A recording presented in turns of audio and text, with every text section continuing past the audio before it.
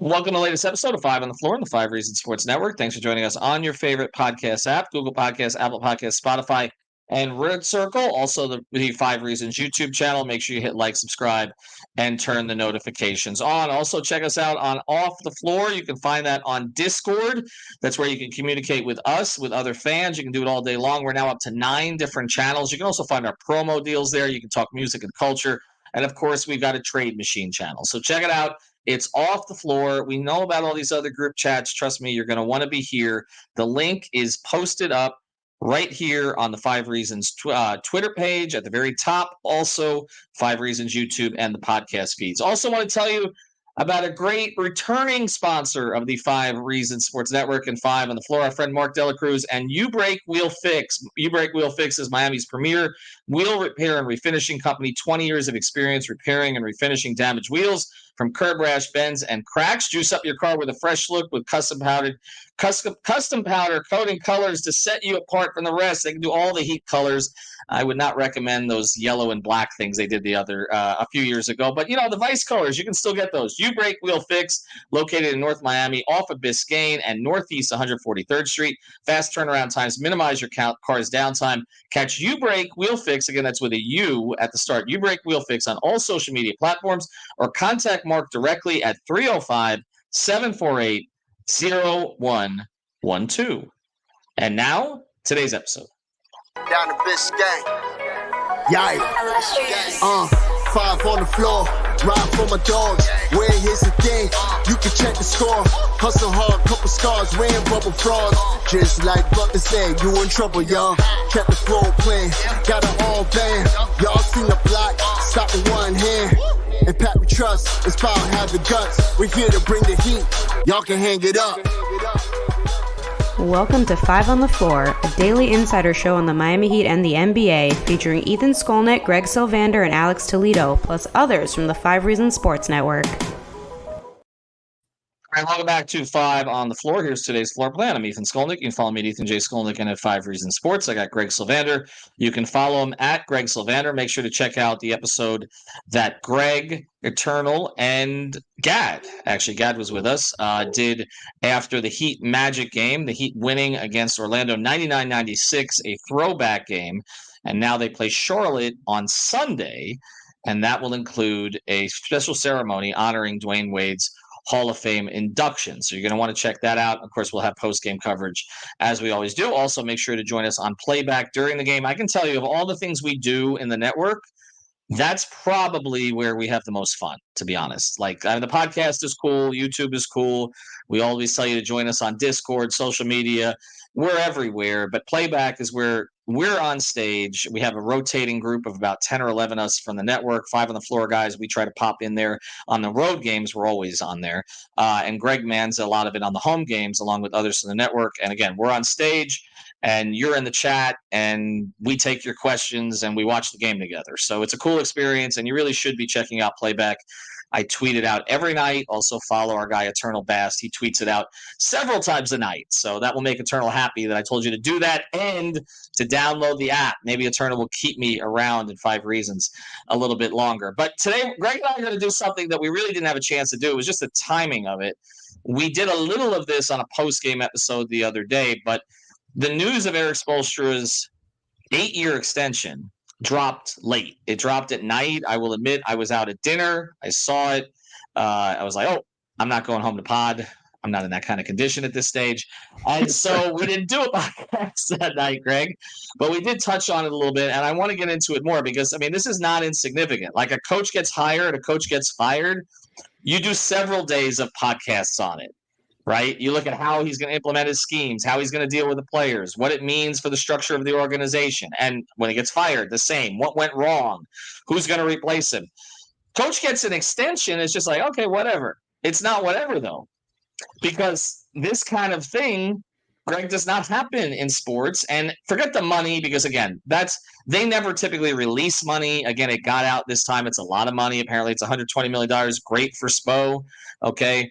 That's fantastic. I don't care how much the Arisons are paying him, with the exception of one thing we're going to talk about in this podcast. Okay, but that's Erik's money. It is what it is. It doesn't affect the luxury tax, which we're going to talk about in the podcast. But to me, it's the 8 years, and it's the stability, and it's this. And I'm going to read you something that I tweeted out here the other day about coaches in sports. So I had a few minutes, and I did a little bit of research on this.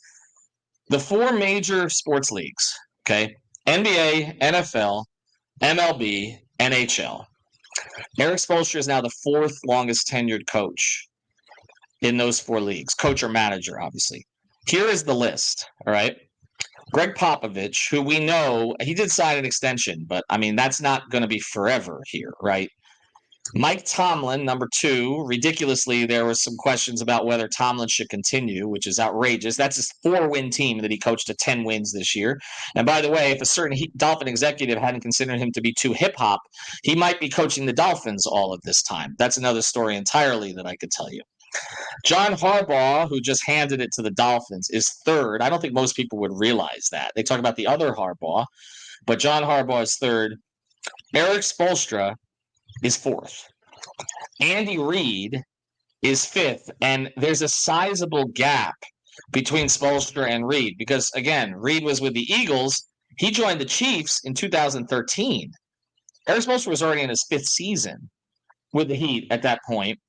The guy who was with Spoelstra for a while was Rick Carlisle. He signed with Dallas like days before Spo did, but of course he's no longer in Dallas. He's in Indiana. 6th is John Cooper, who is by far the longest tenured NHL coach. NHL coaches, they make changes after winning the President's Trophy. Like there's a new coach a week later. The Devils, I think, changed coaches 4 times in 1 year at one point. So John Cooper being that long in Tampa Bay is an accomplishment. And then Steve Kerr, who does not have an extension yet and who has been under some fire from his own fans this year, is 7th. And I can tell you there's no major league manager anywhere in the picture at this stage. Like Aaron Boone is one of the longest tenured with the Yankees, and he could get fired any day. So it's a remarkable list to be on and to be 4th. And I just want you to reflect on that first before we kind of get to the rest of this podcast. Because when I went through it, I was like, wait, there's got to be somebody else. No, there's nobody else. This very young man, when they hired him, 37 years old, is now the 4th longest tenured coach in major American sports. Well, something else that you tweeted that I thought was pretty damn on point was it might be Pat Riley's best damn decision of all decisions in this entire Pat Riley era to stick by Spoelstra, not to just hire Spoelstra because, he took a shot there, but then to stick by him through the rough years, the big 3 stuff. You kind of chronicled all the moments that, the 9-8, the losing in the finals. There were all these moments where any other franchise would have fired their guy and they stuck by Spoelstra. It's reminiscent of the way that they stuck by Pat when he lost to a lower seed on his home floor 3 years in a row, being the New York Knicks, and he did not get fired. Almost in any other scenario, a coach would have been fired there as well. So you're seeing that this is paying off. For me, it's a huge win for the organization. An 8-year extension is unbelievable. It's unheard of. I think part of why the money got leaked, Ethan, is because the Heat wanted that to be leaked because they, rightfully so, want to make it known just how much they are invested in Spoelstra, the way that they view Spoelstra, value Spoelstra, and also, frankly, this is also a play to show the rest of the NBA specifically. I mean, we could talk about the grander sports world, and I'm glad you put it in that context earlier, but just in the NBA, it's also a play of the best coach in the sport, he's our guy. And so it's a great day for Heat fans. We're going to talk about some of the things that are most important to this decision. But just from a fan perspective, I think every Heat fan should be elated that Erik Spoelstra is going to be around for at least 8 more seasons. And we know it'll probably be even more than that. You mentioned it on the times that he could have been let go. And you're right. There was a chance that Pat took on him, plucking him out of the video room. How about just keeping him in the first place? Because, again, he inherited Spo, just like he inherited Stan Van Gundy, actually. He made decisions to keep certain people there. He inherited Andy Ellisberg also. And that turned out to be one of his better decisions to keep him and to continue to think? empower him. Right, exactly. Okay, and so it's one thing to go out and hire guys, but it's others. It's also from someone who has a reputation of being stubborn, like Pat does. It is something also to be willing to take someone else who was not your guy and keep that player around or coach around or executive around. And we've seen many, many coaches who don't want to do that. They come in, or coaches and executives, they come in, they want to clean house. I need my people. And I've seen with the Dolphins over and over, they've made that mistake. And I give McDaniel some credit for not doing that as much when he came in the first year. He did make more changes the second year. Vic Fangio is one of those examples. But so many people. Nick Saban came in, didn't want to keep anybody that he had there. He ended up keeping Rick Spielman, sort of was forced and by default. So again, I've covered this on the other side with other teams, and Pat has been more flexible than most in that regard. But you mentioned, to me, the harder thing was keeping him after making him the head coach, because we do see that a lot of coaches, they don't get to see the fruits of their labor. And this is not just us speculating. I can tell you, because again, I've known Erik for a very long time when he was not in this role, when we were young men, when I was 23 and he was 26. That's when we first met. Okay. So I was almost Brady's age. And that's how long he's been in this organization. And I had a conversation with Erik during the second year of the Big Three, in which he said to me, in any other organization, I would have been fired 3 times in the past calendar year. He says, I would have been fired when we got LeBron. He's like, because who is this guy who's going to coach LeBron James? And by the way, LeBron did put it out there, and Dwayne was like, no, you'd rather have Spo than Pat. Okay. For reasons that we saw after, because, Pat's reputation of driving people into the ground. So that was the first thing. Then, of course, there was 9 and 8. The players only meeting that Dwayne led in Dallas, the leak to ESPN.com that night about the confrontations between Spoelstra and LeBron. I have said that Spo's most important press conference he ever held with the Miami Heat was the shoot around after we got back from Dallas. I can tell you that we thought he might get fired after reading all that stuff that day. I knew where it was coming from. We all who were covering the team closely. Of course, that was Bumpgate. That was Mike Wallace, our good friend, and I were in front of Spo right after the game, and Mike asked Spo about the bump, and Spo acted like he didn't, and which is possible because he gets so intense in those moments. But he said, I don't even know what you're talking about. Then a 45 to 55-minute meeting. We found out later that Dwayne was going around the room saying, this is what you need to do better. This is what you need to do better. And then the leak. And I honestly I thought he was going to get fired then. But he came out and basically made it very clear that it was his team and he was going to do things the way he needed to do it. He did it at that next shoot around. He didn't cower. But the thing that didn't get talked about at the time, because we didn't know, was the conversations that were had between Pat and Spo, and Pat and the players in between those 2 media sessions. And I think without that media session, Spo would not still be coaching this team. And then the third thing was the 2011 finals, which we all know that the primary culprit for that was LeBron getting in his own head for whatever reason.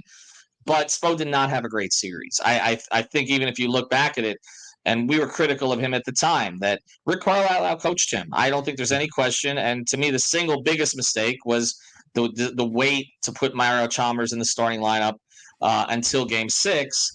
And they ended up losing the game, but Rio played really well. Mike Bibby should not have been on the floor in any capacity during that final series, the way that he had played during the rest of the postseason. And so I think Spo learned from that. We saw him make quicker decisions going forward. When he put guys in starting lines, we saw whether it was with Dragic or Mike Miller, taking a player who hadn't been a starter, putting him in later on. And I think that's something we may see him do again this year. But that was a major growth period for Spo. But most people don't get allowed to find themselves in that way, not on that stage. And there were very good coaches who were available in the 2011 offseason, Greg, and Pat could have replaced him with one. But maybe it's because Pat doesn't like to go outside his circle, or just because he believes in stability. And look, he was going to stick by the guy that he picked. So F you if you don't like it. Whatever it was the right decision. And so there were, again, 3 different times that I think, and Spo recognized it when we spoke, and I know he has said it to others since, that he believes he could have been fired and probably would have been fired if he'd worked for anybody else. So now to look at it on the other end of it, and not only is he fourth in major sports, but if you look at the rest of that list, will likely be first soon. If you look at the three others on that list, eventually, because we know he's going to outlast Pop in that position. I think that's pretty clear. And then you look at the others, Tomlin, maybe. I mean, who knows? I mean, but maybe. And John Harbaugh, I would expect. John Harbaugh, there's been speculation about him moving on in the past. So Spo, I think, could end up being the most tenured coach in major sports before the end of this. On the other side of this, you and I have 5 topics, though, we want to get to, and I want to start. I'm going to let you tee it off when we come back with the one you were mentioning about the Heat sending a message here, because I think that is a big part, and we're into the 5 most important things. Before we do, I want to mention a great new sponsor of the 5 Reasons Sports Network. Look, not everything that we promote here is for us, but it might be to make you look good in a different way. So we've got a great local business right here in South Florida. It's called Tub Culture. That's one word. It's owned by some friends of ours. They also happen to make bath and beauty products that are handmade, all of them using gentle, natural ingredients with no animal testing. And they have something for everyone, from soaps that gently clean to bath bombs that smell amazing and add fun colors to the bath, plus shower steamers for a spa-like aromatherapy experience at home, handcrafted lotions because no one likes dry skin, and scrubs that clean and moisturize in one step. You see where I'm going with this? Be a hero. Go use the promo code 5, that's FIVE, at Shop Tub Culture. That's one word, shoptubculture.com, and you get 10% off your order of $20 or more. So check it out, shoptubculture.com. Let's get to number 1 here, Greg, because you hit on it. And again, I think there is a message being sent to a certain degree. And I'll mention this one thing and get out of the way on this one. The Heat have decided to invest in basketball operations. Okay. They will point out to you whenever there's this accusation of them being cheap, not wanting to spend in the tax. We spend in the top 5 in basketball operations. And look around. Who's left, right? They've retained Andy Simon. Andy Simon. They've retained Adam Simon. They've retained Andy Ellisberg, right? They've retained Erik Spoelstra. I mean, Dan Craig's like the only one to really leave and Jawan left for his alma mater. Otherwise, they don't leave, because the reality is the Heat do take care of those people. And it is a market inefficiency if you look at it, because you can exploit this in the salary cap, luxury tax age, particularly with a second apron, that if you can make the players you have better by having an elite scouting staff, which Adam leads, an elite money man, who Andy is, okay? So you can find help on the margins, right? And an elite coach to make the players better, that maybe it mitigates some of the criticism, and now this is where I want to go to you on this, for not spending crazy into the second apron and paying the penalties, not just financial, but in terms of vehicles that you can use to upgrade the team, that maybe this is a more efficient way to do that. Is that fair? I think it is, because I think not only is Riley, Spoelstra, all those guys well taken care of financially, and obviously they have utmost job stability. All of them do. The Heat, like, let's not forget, they're 8th in total payroll this year. I mean, they're ahead of the Lakers. The Lakers have double the revenue. They're ahead of the Denver Nuggets, the defending champions, ahead of the Dallas Mavericks, ahead of the New York Knicks, the Brooklyn Nets, notorious spenders, Chicago Bulls, another big market. I mean, the only teams ahead of them are Philly, Boston, Milwaukee, Phoenix, Minnesota, the Clippers, and Golden State. And I went all the way to the top, or from the bottom to the very top, as Golden State is the highest payroll. For me, they project to be 7th in payroll next year. So I guess I'll say this.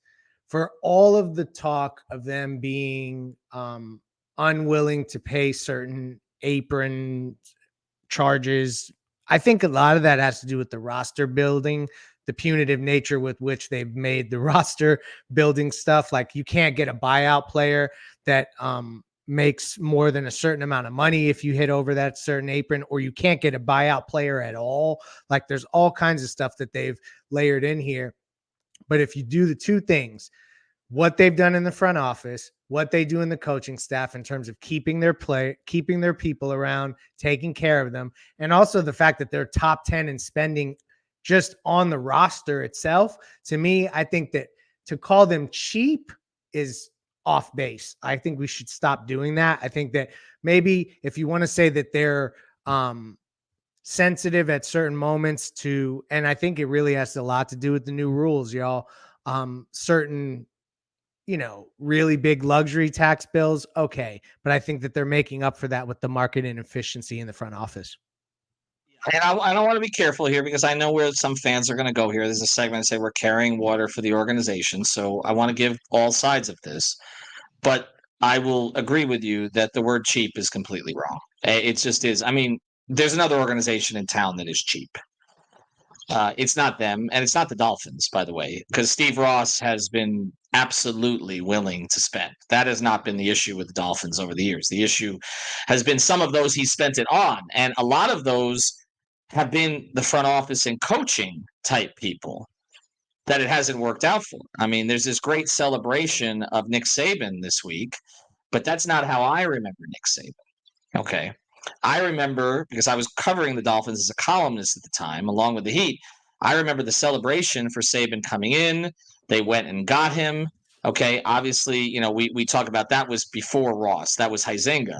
But Huizenga went and got Saban, and Nick Saban honestly didn't know how to coach at the pro level. I mean, Nick Saban was more concerned about painting over the media parking spots because that's one of the very first things he did when he got there, okay, and belittling his own players than he was about coaching the team. And he didn't seem to understand that in the pros, like if Jason Allen falls to you, that's who you take in the draft. You can't just go recruit somebody else. And I just don't think he ever figured out like the difference between control in college and also control of the media in a small college town, okay, as opposed to controlling the media in a major sports town, which again, we get criticism for not being hard enough down here, but it ain't East Lansing or Tuscaloosa in that regard. Okay, the media tends to be fawning in college towns like that. Okay, and so they spent the money on him, or Huizenga did, and he spent the money, by the way, on Parcells to run that organization afterwards. And then Ross inherited Parcells, and that's one of the reasons Parcells left. But that didn't work either. Like the Dolphins have spent money on those people who have delivered nothing. Well, Mickey Harrison spent the money to bring in, and a draft pick, by the way, to bring in Pat Riley, and it has amounted to more than a quarter century, and then has continued to invest in brain trust. And I think that you can make an argument that if you're looking for stability in an organization, investing in brain trust actually matters more than investing in a particular player, because the brain trust allows you to get more good players as you go forward. And so I do think, again, I don't want to be accused of carrying one. Again, if they don't spend to go get somebody that I think they should go get, I will absolutely call it out. But I also think that some of this has been painted in way too negative a light. And I do want to make one more point here before we get off of this subject with ownership. I can tell you that during COVID, okay, because I've been told this by many inside the organization who are not the high-level people, okay, because, again, I've been around for 28 years. I know everybody, all right, in one way or another. And I've been told that one of the things they appreciated was that they were taken care of during that. And I can tell you that in the majority of NBA organizations, that was not the case. So I think that we have to say, look, if there's a chance to improve the team in Jimmy's window and they don't take it because of just dollars, we will be critical of that. Absolutely. And you and I have talked about the Lowry contract and using it if it makes sense this year. But I also think that there's been this, and mostly on social, that's been painted that cheap, and just that like you mentioned, the Lakers get crazy revenue from their television contract. It's much more than the Heat. Their payroll is lower than the Heat's. They also have invested, in my view, in the wrong brain trust there, okay? And their owner there, Jeannie Buss, is too involved in these things, whereas I think you would prefer to have the Harrison style of ownership, which is to let Pat handle it, okay? That's not what happens in L.A., All right, it's not. Okay, and again, there was squabbles with Jim Bus and all the rest of that. So I'm just saying, before we get back to Spo here, you can tell me I got a water pail here. I don't really care.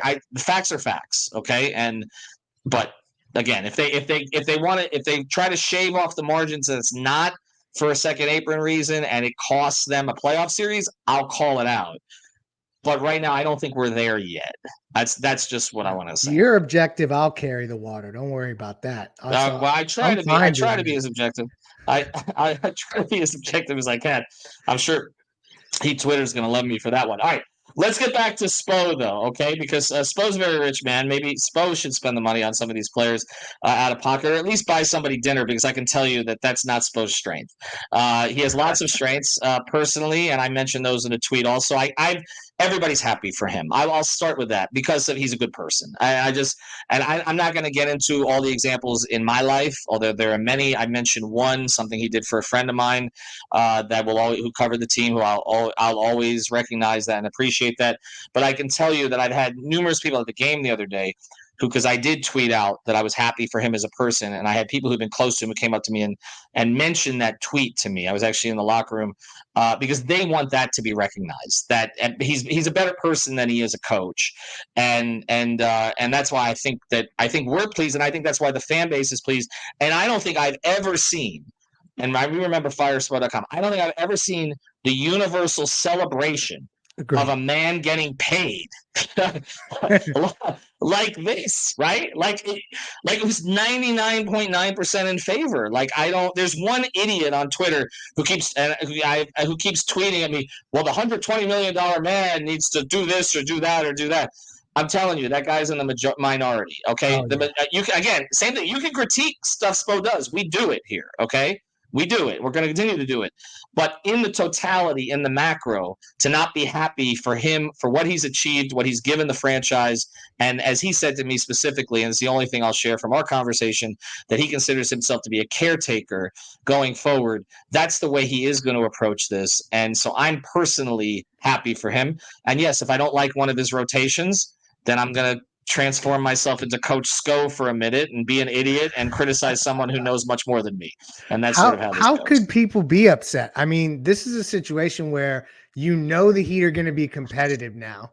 So there's the next important thing we can throw right out there. They're going to be competitive because they have Erik Spoelstra, the best coach in the sport, coaching them going forward. So even if you may not agree with everything he does, but the results, I mean, if you want to be a results player for a second, come on, look at it. So whether it's the process or the results, I think Spoelstra, one of the next things that we'll talk about is that you can count on the Heat to be a team in Miami that's going to matter. And I think that is a huge part of this. And then for the Spoelstra haters, his input is probably going to be weighed heavier now. And I'm interested to pick your brain here. Do you think that pendulum starts to swing where Spoelstra's input actually does get weighed more? Or do you think that the equal votes among all executives is how we will continue to march down the path as an organization? I say we because I'm just stuck like that. What do you think that they do there? Or do you think Spoelstra ends up getting more of a say because he's entrenched as the $120 million man, as you said? I think it's already been happening. He's in the inner circle, and I think that if you look at Pat's decision making over recent years, he has leaned more on that inner circle than he did previously. That's a conversation when I did the interview with Pat after LeBron left, where he talked about this group, and a lot of this group is still the same as it was then. And look, he's gone to Adam Simon on specific things and asked Adam, do you want to take this player? Do you not want to take this player? Most of the time, it's worked out really well. There's one instance where maybe they would have been better off taking the picks, but you can't argue with Adam's track record in recent years. We did an episode on that. And, and obviously, if they gave Andy they gave Andy the title, right? They gave Andy an additional title, and we know how the working relationship that Spoelstra has with Adam and that Spoelstra has with Andy. So, I mean, I look at this stage and, I say, okay, well, obviously the Arisons own the team, so they're always going to have some sort of final say in direction, especially financially, because, I mean, they're the ones paying the bills ultimately. But Pat has been the primary decision maker about most things. And now it does seem to be, more and more being transferred to kind of Spo, Andy, and Adam together with others like Zoe. I think Ruth Riley has been someone who has at least what I was, one of the things I was told in training camp was, watch that situation because she's getting more input too. There seems to be great respect for her. And so I obviously look, Chet Kammerer never seems to actually leave. Like I've been told he's been retired forever, but then he's right next to Pat training camp, so it's, they're a very tight circle. I used to call them Hotel California. Like, you can check in, you can never leave. And we've seen very few actually leave over the years. And like I said, now they have, look, teams are going to come after Adam Simon. I mean, they should. But I don't know if he'll be with the Heat forever, but it looks like Andy and Spo will be. And so I think it starts there, and I think the input is going to increase, but it already has. You look at who's been making presentations to free agents. Who was the one that almost got Gordon Hayward? Turns out it was a good thing it didn't happen. Now they have the new Gordon Hayward and Jaime Jaquez, right? But but who was the one that was doing the ultimate pitch to Durant? Both of those were Spo. When the players, when they talked about who pitched them, it was Spo. Now you look at it in the Big Three time, Spo was there, but it was more with recruiting the Big Three. It was really more Spo was kind of like, oh yeah, we got this coach. Yeah. Right. So true. No, I'm not going to coach the team. Right. We got this coach. We think he's really talented. He's taken us to the playoffs twice. But I wasn't going to say it's a detriment in their recruitment because obviously Dwayne was an advocate, right? But it wasn't a plus like this. And I think we have combined some of the topics here, but I think we should. This is critical, I think, for players to understand. And you put this on our show sheet. We finally did one of these for players to understand who's in charge. And most organizations, like you can go against the player because go against the coach because you don't know if the front office has his back. In this case, like they just legitimately put $120 million on his back. Like they stapled that to his back. Like he's not going anywhere. So effing deal with it. But I think that matters in terms of first the culture of your organization. We talk about that word a lot. Obviously you do more than I do. But it also in terms of recruiting players, you don't have to worry about who the coach is. Like you can make a decision. Do I want to play for Erik Spoelstra or not? And an Erik Spoelstra organization is somewhat different than a Pat Riley organization. Look, this load management, I know he's going to hate me using this term, but I mean, whatever it is they're doing by, keeping players out as much as they are, where you're not going to have anybody but Jaquez and maybe Duncan play more than 70 games this year, right? Whereas in the Big Three era, everybody but Dwayne did. And then you go to Matt Riley's era, well, it was a surprise if they didn't all play 80.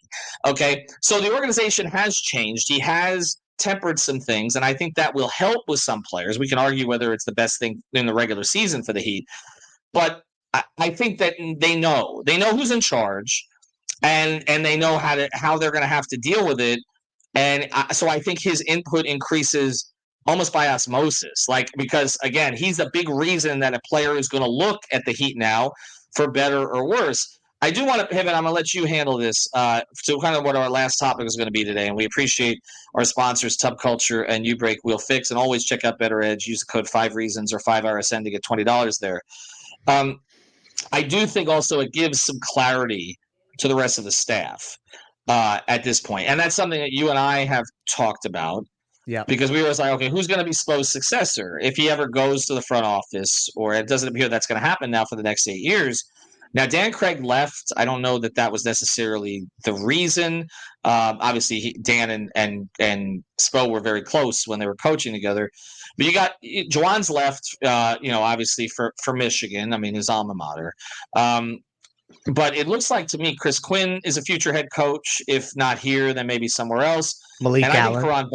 I think Malik Allen has potential to be a future head coach. And I think Caron Butler absolutely has potential to be a future head coach.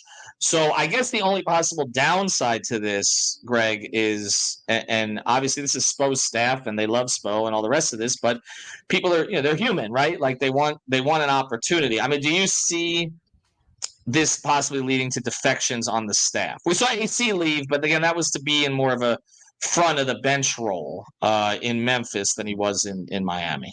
I think it's going to take perfect situations for these guys because they also understand the job security. Like I was actually talking with a college head coach yesterday who was mentioning how every year he has to sit down and talk with his wife about what's going to happen next. And like all people in all basketball operations are having to constantly evaluate if they're going to have to move and if they're going to keep their job and all this kind of stuff. So I think that the staff will value that. And so we should understand that part of it.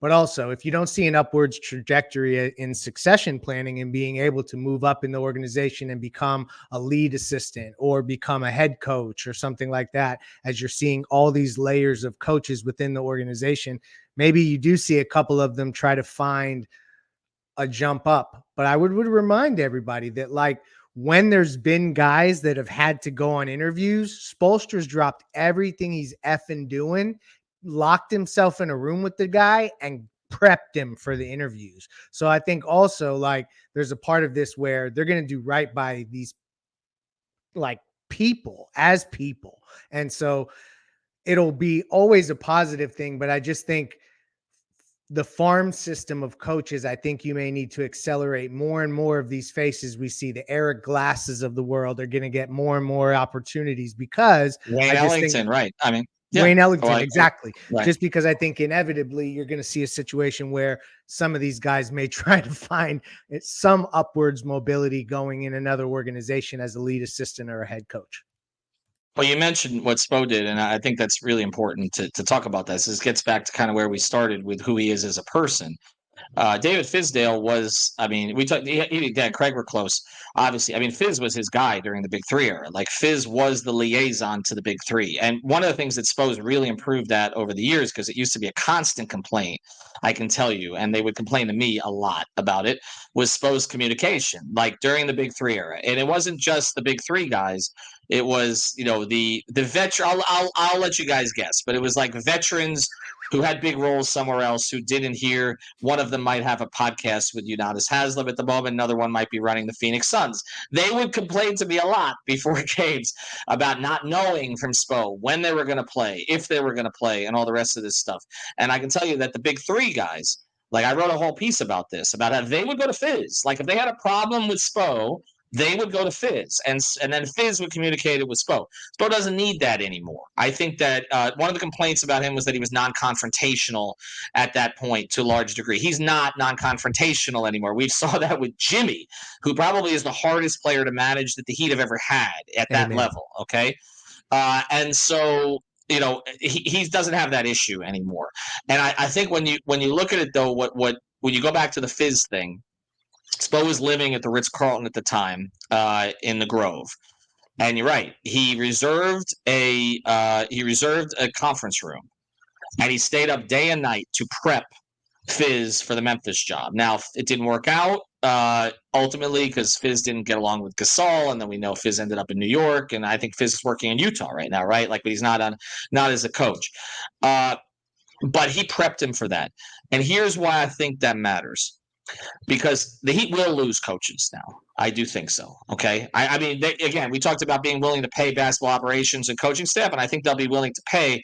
But again, you're human. You want an opportunity to show what you can do on the big stage, and I think that the Heat have 3 or 4 guys who look like they could do that. We saw it in San Antonio, right? Like, Pop has a tree. Bud went somewhere else. Borrego went somewhere else, right? Becky Hammond should be coaching an NBA team right now. Okay. Absolutely. Okay. So, but he's always been able to find others. Why? Why has he been able to find time? I mean, Ime Udoka was with him too, right? Why has he been able to find others? Because they know he takes care of them as a head coach. He knows that he's not going to be bitter or whatever. He's going to prepare them for the next opportunity. Whatever criticisms you may have about Pop, okay, that's one of the things that people say about him. And you know what? They say the same thing about Spo. And so I do think they're going to lose coaches, but I think they're going to find good ones to replace them, because good coaches will want to work on this staff, just like good players who were overlooked are going to want to play for this team because of the track record that Spo has established in developing them and getting them paid. Okay, whether it's here or somewhere else, like Gabe Vincent, Max Strus are perfect examples. You think Max wouldn't come back to play for Spo? Absolutely, he would. Okay, and as would others. And so there are others who will want to come in and do that. And so I really think like there's a lot of decisions that are made in sports that you could say, oh, there's a downside to this. There is no downside to this. He deserved the money. He earned the money, but it helps the organization too. It doesn't just help him. It helps them a lot. And I will tell you this as a podcast, and I'll close here. It helps us because I know that for the next 8 years, people are going to listen to us, not because we're smart, because we're not, but because the team's going to matter, because he's coaching it. Have a good day, everybody. Thank you for listening to the 5 on the Floor on the 5 Reasons Sports Network. After all, someone needs to listen to my dad.